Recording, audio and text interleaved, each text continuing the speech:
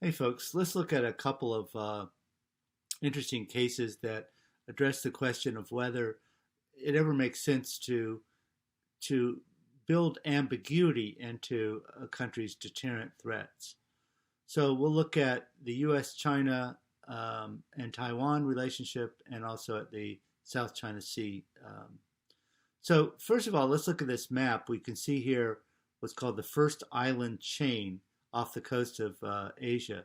And you can see that stretching from Japan down through the Japanese islands between Japan and Taiwan. Then we have Taiwan itself, the Philippines, wrapping around. You can see there's Indonesia, Malaysia, Vietnam. Um, all of these are offshore islands that make up what's called the first island chain. And the U.S. has major bases, of course, in Japan. We have Guam and Okinawa. We have the bases in the Philippines and defense treaty there. Um, we have the Seventh Fleet, which patrols the waters along this area. And you can see where the red line sort of goes down and then curves back up. That area between the Philippines, Vietnam, China, and Indonesia, that's called the South China Sea. So let's look at the clashes basically that arise from the fact that China, as it builds its military forces, especially its naval and air forces, wishes to gain control over the seas close to its own coast. And of course, any country would want to do that. Um, any country would want to control the sea lanes that um, along its own coast and to push other great powers' navies away as far away from its own coastline as they can. So it's a reasonable security objective, but it happens to clash with the U.S. Traditional position in the region and commitments to U.S. allies. In particular, China claims sovereignty over Taiwan, which it seeks to reunify with the mainland under its control, and also makes claims to the islands and reefs and shoals and rocks that above and just below water that make up the South China Sea. So let's look at the Taiwan issue first. So the U.S. after the Kuomintang forces or nationalist forces were defeated on mainland China in 1949 by the communists, those military forces fled to Taiwan and set up a government there that was recognized by the United States as the rightful sovereign government of all of China. And the U.S. developed a military alliance, a defense treaty with Taiwan, and promised to come to its defense.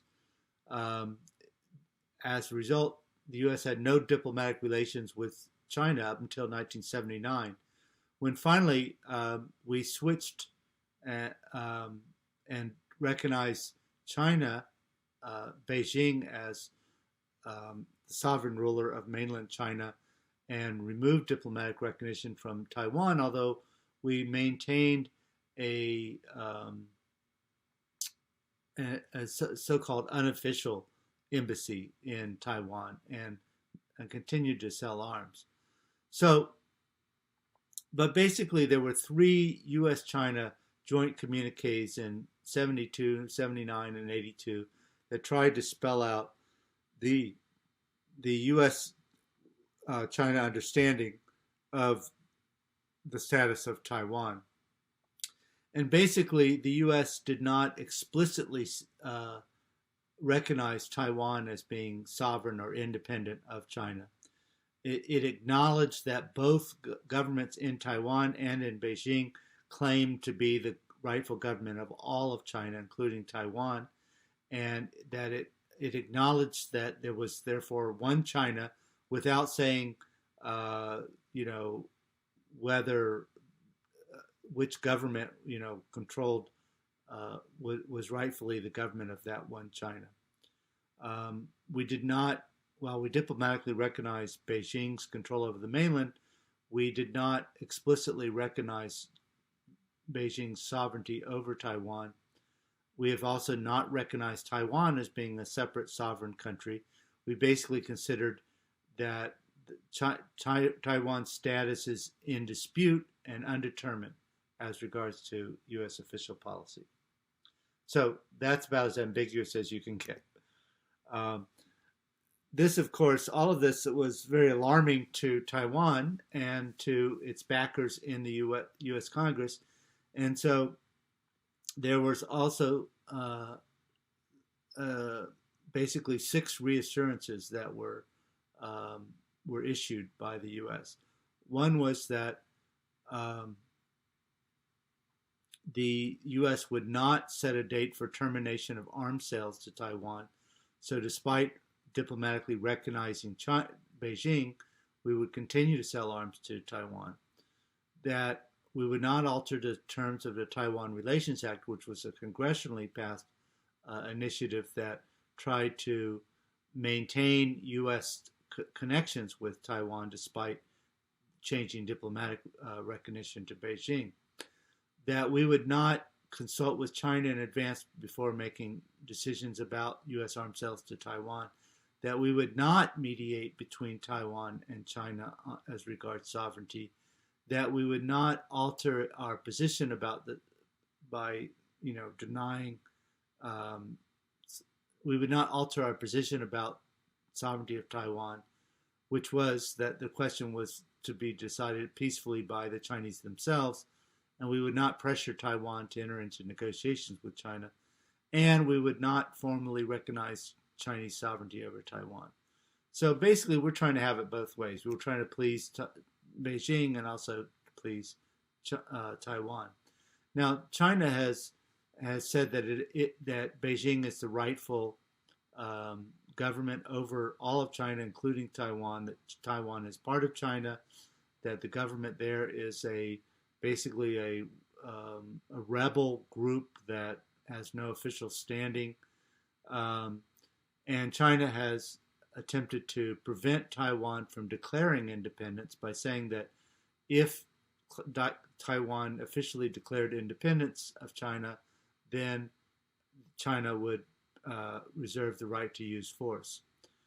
China has also attempted to, since the U.S. has been ambiguous about what would happen if China used force against Taiwan, we've allowed people to believe that the U.S.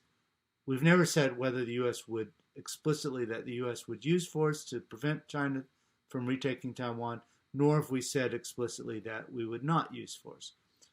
We've left that to be ambiguous.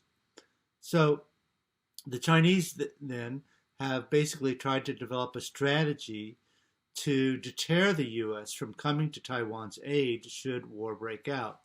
And they've done that by developing so-called carrier killers, which are missiles capable of destroying U.S. aircraft carriers that come too close to the coast of China. The idea is to deter the U.S. from intervening on Taiwan's behalf because we would not want to lose our carriers. The danger is that the best way for the U.S. then to respond, if we're worried about that, if once China attacks, that moving our carriers too close would endanger them, the best way to respond would be to engage in preemptive attacks of our own against China's missile forces and its command and control before war breaks out, so that we would carry out the first strike. Once those missiles and command and control facilities have been destroyed, our carriers could then move in to aid Taiwan, to defend Taiwan without fear of China's of destruction from China. So by trying to deter the U.S., China is incentivizing the U.S. to carry out a preemptive attack against China. So it creates a very dangerous situation. Now, so the U.S. position of ambiguity with regard to its deterrent in an effort to deter China is is potentially problematic. There are some who are arguing now that the U.S. should explicitly state that we would come to Taiwan's aid, that China's overwhelming military advantage over Taiwan is so great today, and that China, we can't rule out a Chinese attack on Taiwan, and therefore we want to prevent that by being non-ambiguous but explicit that such an attack would bring a U.S. response. Whether that will happen or not, we'll have to wait and see. Now, a second case of where ambiguity has been employed is with regard to the South China Sea. You can see here this map shows three groups of islands that the Paracels, the Scarborough Shoal, and the Spratlys that China and its neighbors have conflicting claims to. This 9-dash line has no. China claims that all the waters, not only the islands, but the waters inside that line all belong to China. There's no basis for that in international maritime law, and it's been rejected by international tribunals, but China continues to make that claim. The U.S., China has been building up artificial islands on which it's placed military forces and airfields. And so China's military presence in the South China Sea has grown. The U.S., China claims that those islands allow it, territorial waters through which foreign military vessels need China's permission to travel. The U.S. has ignored that, carried out what it calls freedom of navigation patrols by sending U.S. warships through those waters without Chinese permission. So this is the U.S. has challenged China's claims and insisted on freedom of navigation. The question here is that what is China's red line? It's already failed to deter the U.S. from sending its naval ships through what China claims are its own waters. At what point will China seek to prevent the U.S. from doing so? There's also been talk about China setting up an air defense zone where it would seek to force foreign aircraft, including military and commercial, to get China's permission before traveling through the airspace above the waters and islands that it claims. It's not yet done that, but there's been speculation that it will do that soon. So once China makes these claims, then the question is, what will they do to try to prevent the U.S. from challenging those claims?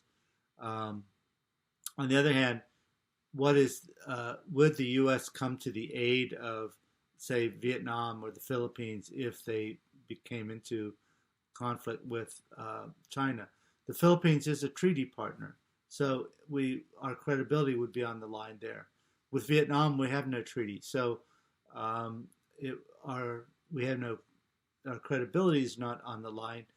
But if China successfully defeated Vietnam and forced it to make concessions then over disputed territories and waters, then the U.S. might have a problem with that.